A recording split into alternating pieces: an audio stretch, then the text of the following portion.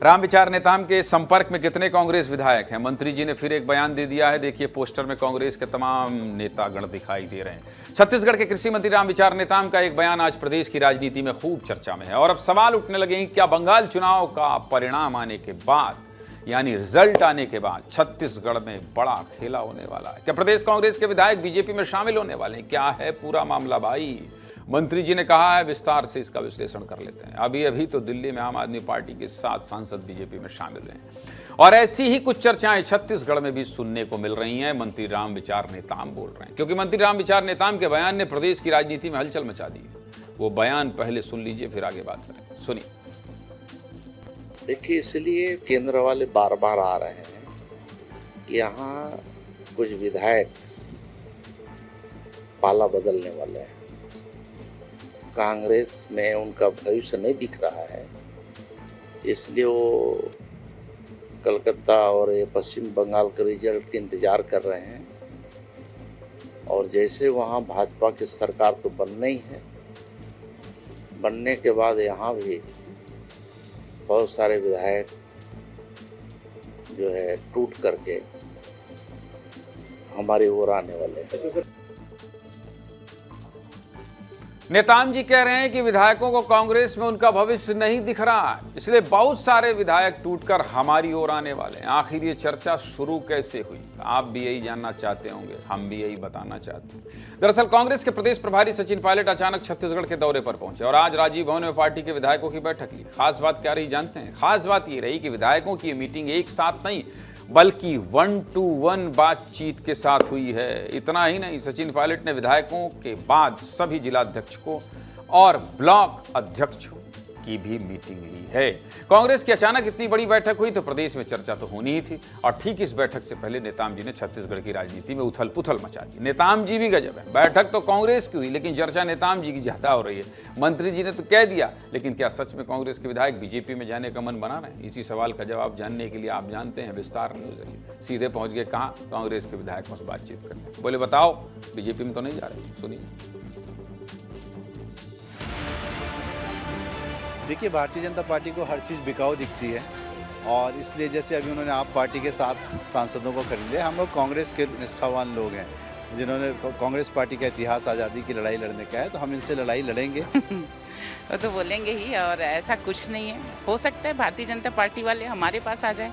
अभी तो आप कांकेर में देखिए, 15 लोग एक साथ ज्वाइन किए हैं कांग्रेस। केवल दबाव की राजनीति करके पैसे से लोगों को खरीद करके राजनीति करना चाहते हैं, इसका जवाब उसे 2028-29 से मिलेगा। इसलिए डर के कारण ये पूरे प्रदेश में नहीं, पूरे देश में ऐसे करने की रणनीति बना रहे हैं, लेकिन छत्तीसगढ़ में इनका सपना पूरा नहीं होगा।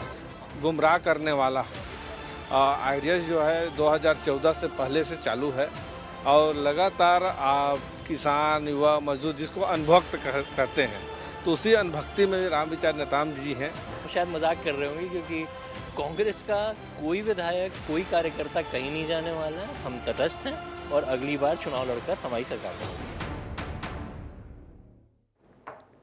इन विधायकों को तो आपने सुन लिया, लेकिन इस बयान को लेकर प्रदेश में राजनीति भी शुरू हो गई। प्रदेश प्रभारी सचिन पायलट और डिप्टी सीएम अरुण साव क्या कह रहे हैं, आपको ये भी सुना देते हैं। सुनिए। पब्लिक को, आदिवासियों को, गरीबों को, जनजाति के लोगों को, उनको जो आप बेघर कर रहे हैं, उसी ध्यान भटकाने के लिए इस प्रकार की बेबुनियाद बातें कर रहे हैं। 2.5 साल का समय बचा है, जब भाजपा की सरकार की विदाई होनी तय है। पूरी कांग्रेस पार्टी इस मजबूती से आगे बढ़ रही है, सब एक मिलकर काम कर रहे हैं और मुझे ये बताते हुए खुशी है कि कांग्रेस संगठन आज हम धरातल तक, पंचायत, वार्ड, बूथ तक हमारा गठन हो रहा है। देखिए, कांग्रेस पार्टी और कांग्रेस के नेताओं के अभियान का हश्र जनता ने बखूबी देखा है। वैसे तो सभी राजनीतिक दल को अपनी गतिविधि करने का अधिकार है, पर कांग्रेस जिस प्रकार से जनता से दूर जा चुकी है, जनहित से दूर जा चुकी है, आने वाले समय में भी कांग्रेस को इन सब गतिविधियों का कोई लाभ नहीं मिलना है। चलिए, अंदर की बात पता करने के लिए, इनसाइड स्टोरी जानने के लिए पांडे जी के पास चलते हैं। मृगेश जी, क्या हाल चाल है? ये क्या सुन रहे हैं? ये नेताम जी मौज में बोल दिए हैं या इसके पीछे कुछ सच्चाई है? देखिए, रामविचार नेताम काफ़ी वरिष्ठ नेता हैं और मौज में उनकी बात को नहीं लेना चाहिए कांग्रेस को। आप 2-3 चीज़ें मैं बताना चाहता हूँ। सचिन पायलट का दौरा कब होता है? विधानसभा का एक दिवसीय सत्र था, उसके एक दिन बाद विधायक दल की बैठक पहले ही हो गई। उस समय मुझे लगता है, और बीजेपी के जो सोर्सेस हैं, कांग्रेस के सोर्सेस हैं, वो ये कह रहे हैं कि कहीं न कहीं विवाद की स्थिति विधायकों के बीच थी। दूसरा, अभी प्रदेश संगठन में बड़ा बदलाव होने वाला है। उस बड़े बदलाव में किन नेताओं को जिम्मेदारी मिल रही है, क्या कितने नेताओं को संतुष्ट कर पाते, क्योंकि पिछले 1-1.5 महीने से पूरी कवायद चल रही है और 1-1.5 महीने में वो सूची अटकी हुई है। तो 2 बड़े फैक्टर हैं, प्रदेश संगठन में जो बदलाव होने वाला है वो, और विधायक दल के बाद आना, क्योंकि आमतौर पर आप देखिए कि जब विधानसभा का सत्र होता है उससे पहले प्रदेश प्रभारी आते हैं और विधायकों के साथ 1 to 1 बात करते हैं। खास बात ये थी कि आज कांग्रेस भवन में सचिन पायलट ने एक-एक करके एक-एक विधायकों से बातचीत की, उनके दुख दर्द को समझा, उनके क्षेत्र की परिस्थिति को जाना।